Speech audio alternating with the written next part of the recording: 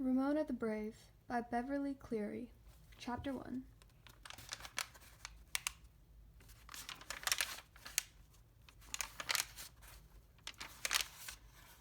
Trouble in the Park. Ramona Quimby, brave and fearless, was half running, half skipping to keep up with her big sister Beatrice on their way home from the park. She had never seen her sister's cheeks so flushed with anger as they were this August afternoon. Ramona was sticky from heat and grubby from landing in the sawdust at the foot of the slides, but she was proud of herself.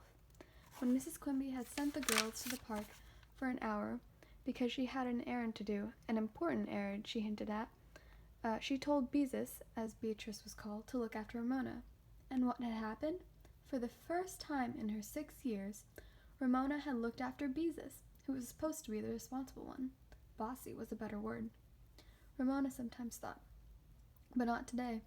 Ramona had stepped forward and defended her sister for a change.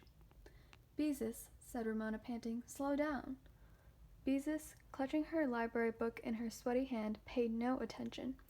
The clang of rings, the steady pop of tennis balls against the asphalt, and the shouts of children grew fainter as the girls approached their house on Klickitat Street.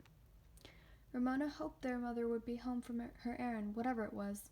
She couldn't wait to tell what happened and how she had defended her big sister. Her mother would be so proud, and so would her father when he came home from work and heard her story. Good for you, Ramona, he would say. That's the old fight, brave little Ramona. Fortunately, the car was in the garage and Mrs. Quimby was in the living room when the girls burst into the house. Why, Beezus, said their mother, when she saw the flushed and sweaty faces of her daughters, one angry and one triumphant. Beezus blinked to hold back the tears in her eyes. Ramona, what happened to Beezus? Mrs. Quimby was alarmed. Don't ever call me Beezus again. Beezus's voice was fierce. Mrs. Quimby looked at Ramona for the explanation, and Ramona was eager to give it. Usually, Beezus was the one who explained what had happened to Ramona, how she had dropped her ice cream cone on the sidewalk and cried when Beezus would not let her pick it up, or how she tried, in spite of the rules, to go down a slide head first and had landed on her face in the sawdust. Now, Ramona was going to have a turn.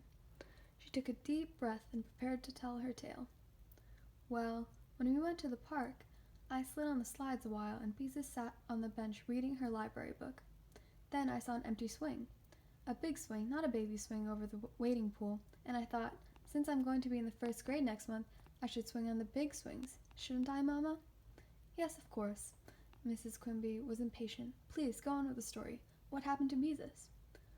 Well, I climbed up on the swing, Ramona continued, only my feet wouldn't touch the ground because there was this big hollow under the swing.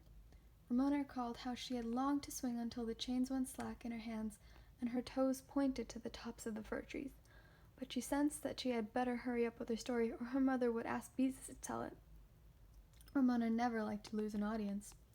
And I said, Beezus, push me.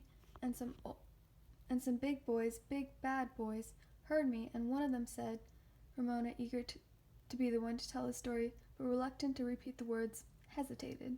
Said what? Mrs. Quimby was baffled. Said what, Ramona? Beezus. What did he say? Beezus wiped the back of her wrist across her eyes and tried. He said, J. Eagerness to beat her sister at telling what had happened overcame Ramona's reluctance. He said, Beezus, Jesus, Beezus. Ramona looked up at her mother, waiting for her to be shocked. Instead, she merely looked surprised and, could it be, amused? And that is why I never, never, never want to be called Beezus again, said Beezus. And all the other boys began to say it too, said Ramona, warming to her story now that she was past the bad part. Oh, Mama, it was just awful. It was terrible. All those big awful boys. They kept saying, Jesus, Beezus, and Beezus, Jesus. I jumped out of the swing and I told them. Here Beezus interrupted. Anger once more replaced tears. And then Ramona had to get into the act. Did you know what she did? She jumped out of the swing and preached a sermon. Nobody wants a little sister tagging around preaching sermon to a bunch of boys. And they weren't that big either. They were just trying to act big. Ramona was stunned by this view of her behavior.